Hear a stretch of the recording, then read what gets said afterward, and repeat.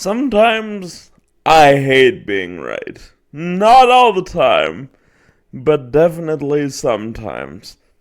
I told you guys what this was. I told you guys yesterday afternoon what this game was.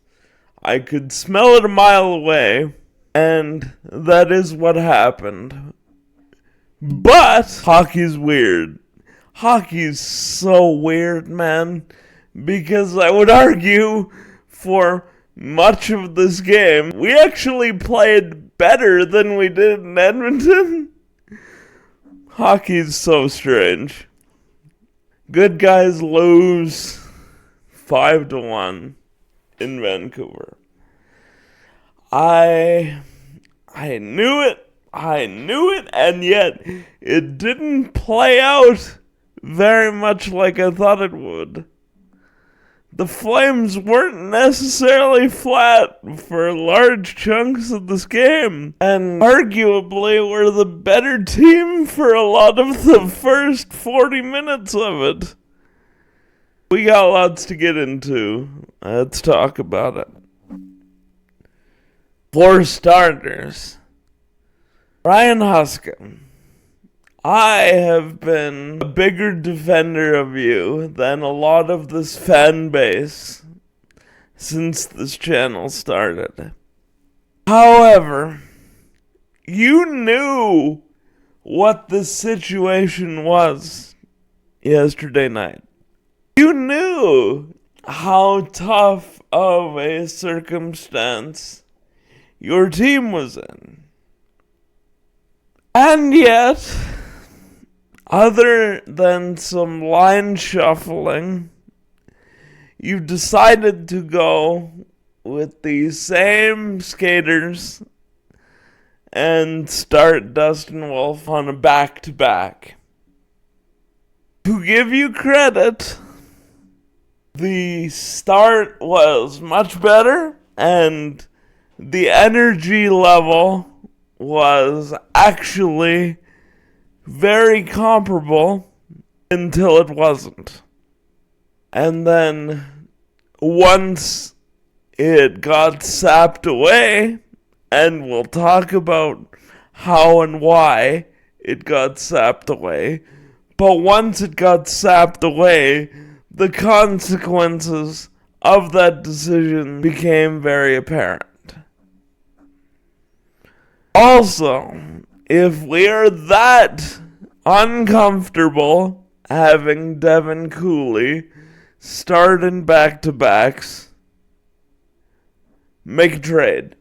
Craig Conroy, you gotta make a trade, because if we're playing Dustin Wolf in a back-to-back after he stopped 32 of 35 and 7 of 8 in a shootout, if we're playing the same goalie in a back-to-back after that, I don't know when the backup would ever play. This spot was tailor-made for the backup goalie, and yet we chose to start Wolfie again.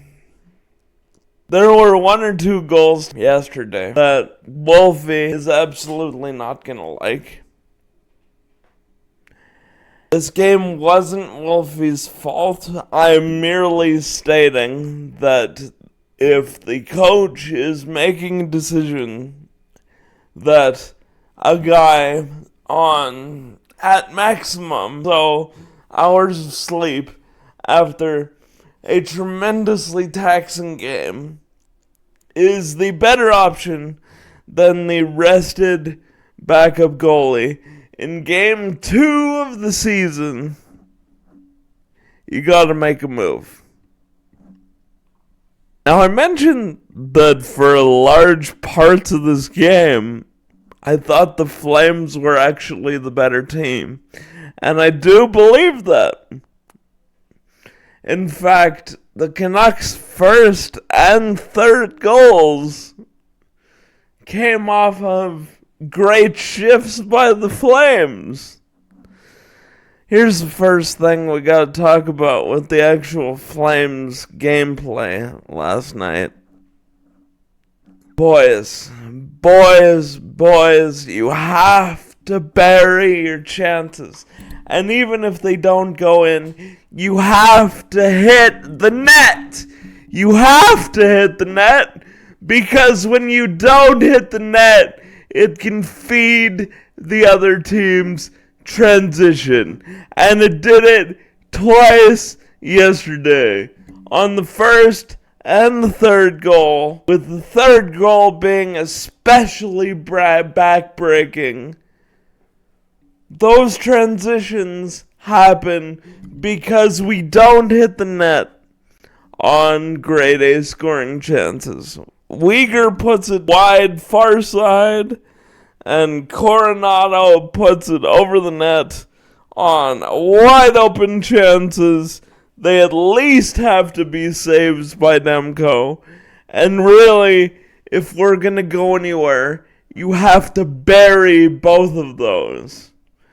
One of them makes it 1-0 for the Flames instead of 1-0 for Vancouver. And one of them makes it 2-1 with lots of time to play in the third, and probably sparks a rally like in Edmonton. Instead, on both plays, it becomes 1-0 Vancouver and 3-0 Vancouver, respectively. We gotta hit the net on those, and quite frankly, we have to bury those. It's just as simple as that. It really is. Okay. Now, let's talk about the hits. Because at the start of the second period, when it's 1-0 for Vancouver, 2 hits happen. One by Mackenzie Uyghur on Elias Pettersson 20 seconds into the period. Originally, this is called a 5-minute major. Now, to the credit of the referees, this was reviewed and reduced. But this should not even be a penalty. Uyghur comes in from the side. It's a shoulder-to-shoulder hit. And Pettersson only goes into the boards because he loses his balance. Look at it right now. That is a hit from the side. That is a shoulder-to-shoulder check. That is how we're taught to hit people in hockey. And Uyghur originally gets 5 minutes reduced to 2. I'm sorry, there's no foul here. It shouldn't even be a penalty. It's good that you reduced it, but he shouldn't even be in the box. Contrast that 3.5 minutes later with Elias Pettersson, the defenseman, absolutely numbering Connor Zary. He numbers him and he drives him face first into the boards. 5 minutes, you're done, goodbye. Are you serious? Now, it was called 5 minutes, just like the Uyghur hit.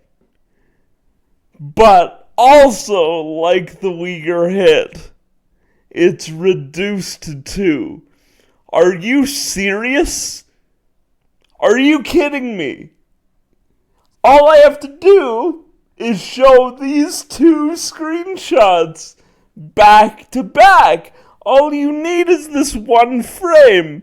One is a shoulder-to-shoulder check where Elias Pettersson loses his balance and goes headfirst into the boards.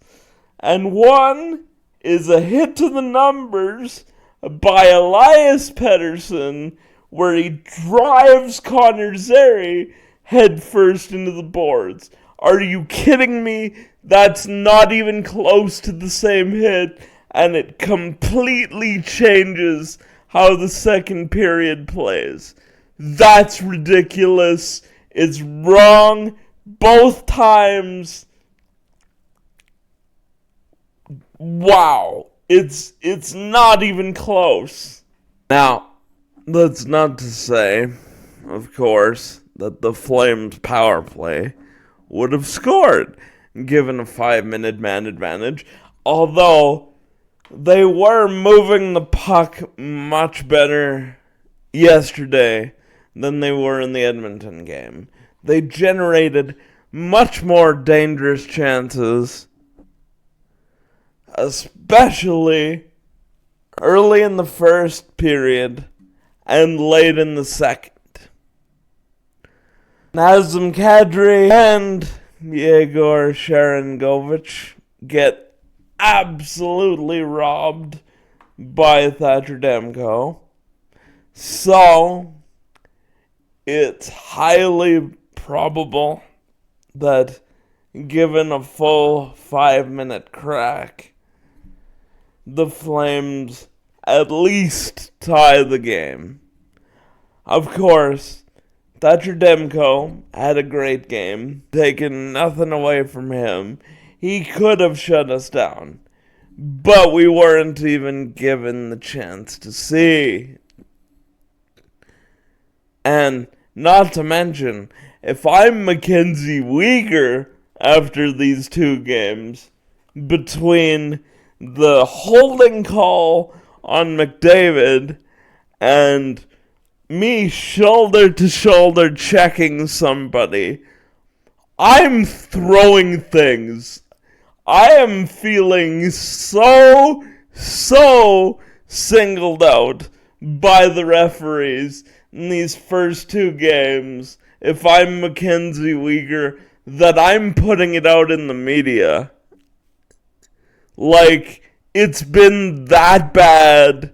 It's happened at major parts in the game, and it's been absolutely wrong both times in two games. With all of that said, power play's gotta be better. I mentioned the two times that they really probably could have and should have scored last night.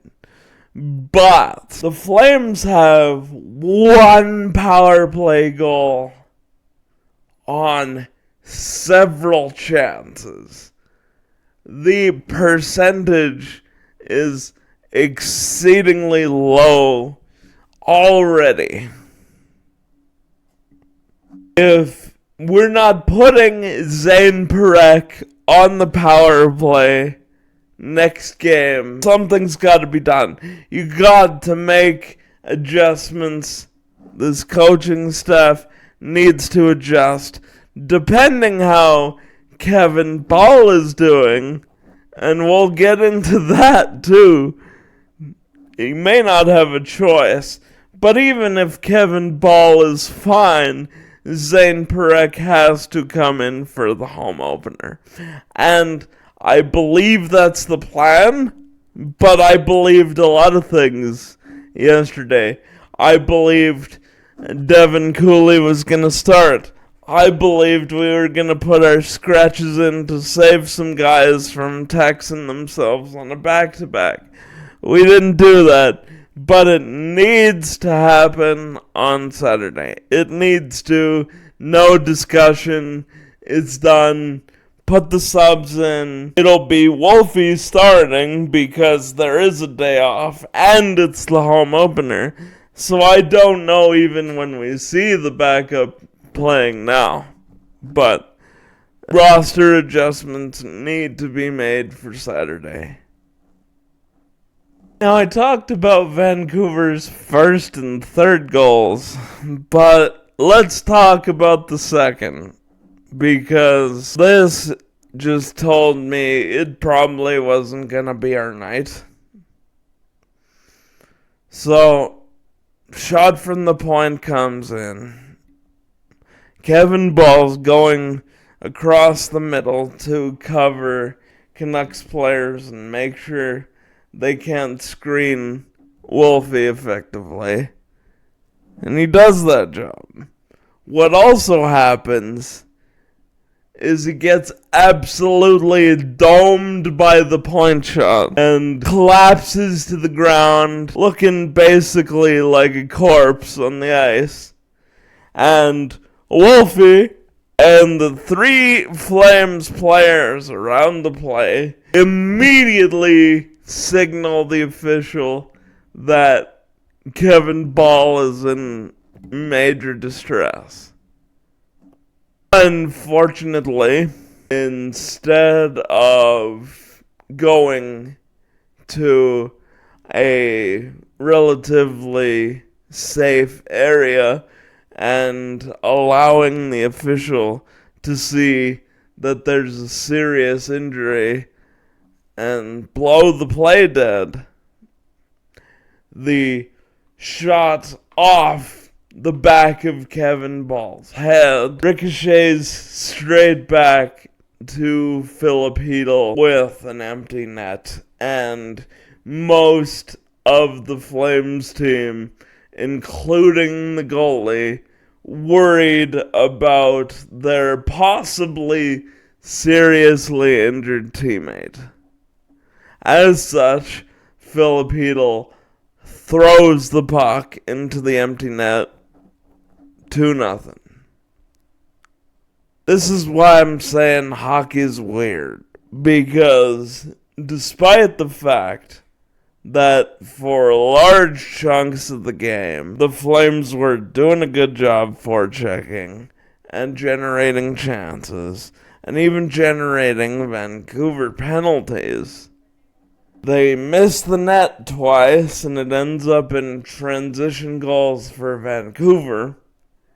And they have a point shot go off the back of a defender's head straight to a Vancouver Canuck with an empty net. The bounces we got in the Oiler game completely reversed themselves on Thursday night. Now, absolutely no excuses. You have to play to the whistle, even if it looks like one of your players is dead on the ground. You have to play to the whistle, and by the letter of the rules, that goal off Kevin Ball's head is completely legal. But boy, is that not fair. Boy, is that not fair that because the Flames players were concerned about a serious injury to their teammate, they give up an insurance goal. That's absolutely brutal. Is yesterday the end of the world? No. It's game 2, and like I said, that's why stealing those points from the Oiler game is extra important, because it was very possible that a game like this happened. And now your home opener becomes extremely important, because it's potentially the difference between 4 out of 6 points to start the season. Getting off on the right foot, coming out of probably the harshest circumstance you'll have in the season with 2 wins out of 3, or coming out of that same situation with 2 out of 6 and being immediately slightly behind the 8 ball.